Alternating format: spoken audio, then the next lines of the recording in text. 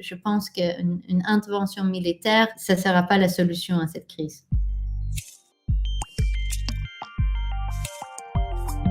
La probabilité d'une intervention militaire, il diminue chaque jour parce que la junte nigériane, ils ont du temps de mobiliser du soutien contre une telle intervention.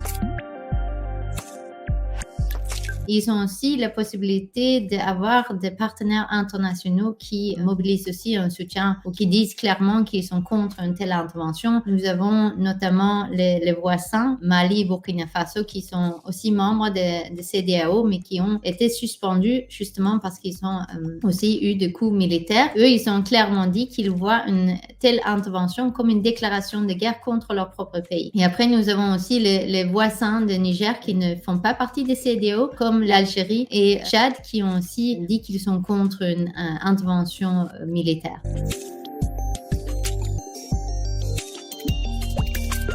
Évidemment, les autres leaders de coups dans la région ne veulent pas avoir une intervention militaire dans un pays parce que ça pourrait être un précédent pour leur propre pays. Mali, Burkina Faso et Guinée, ils ont clairement dit qu'ils ne voudraient pas avoir une intervention et on peut imaginer que ça, c'est pour cette raison-là. Les autres pays comme l'Algérie ou encore Tchad, c'est des voisins, ils ne veulent pas non plus voir une instabilité dans la région qui est déjà une région très instable et nous ne savons pas non plus quelle réaction que la junte nigériane aurait vis-à-vis une telle intervention. Ils ont clairement dit qu'ils vont le voir comme une agression. Donc, on peut imaginer qu'il y aura un conflit armé s'il y avait une intervention militaire par le CEDEAO.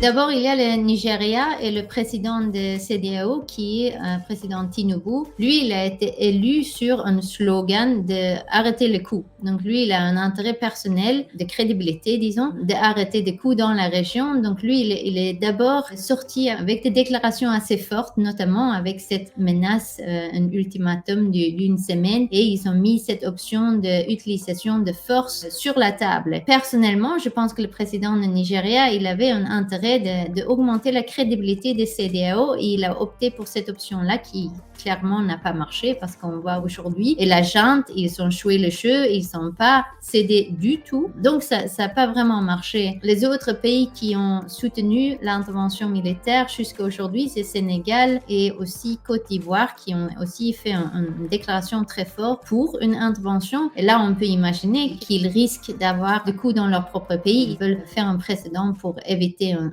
tel événement.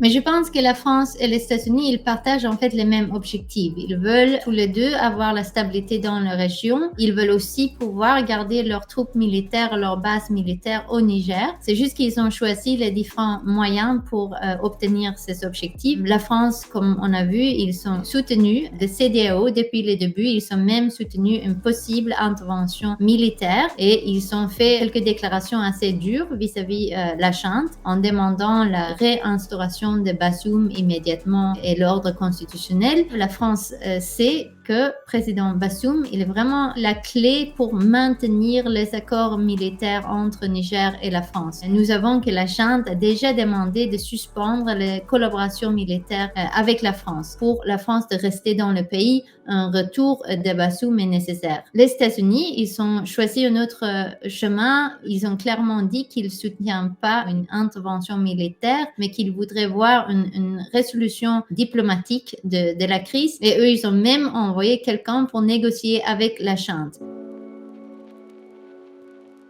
Très faible. Il y a très peu de possibilités de réussir à réinstaurer président Bazoum avec une intervention militaire. Il y a plutôt un risque de guerre, soit un conflit armé au Niger même. Nous ne savons pas s'il y a des fractions encore ou il y a des divisions à l'intérieur de l'armée nigérienne. Donc il y a même la possibilité d'un conflit armé à l'intérieur du Niger, mais également dans la région. Donc je pense qu'une intervention militaire, ça ne sera pas la solution à cette crise.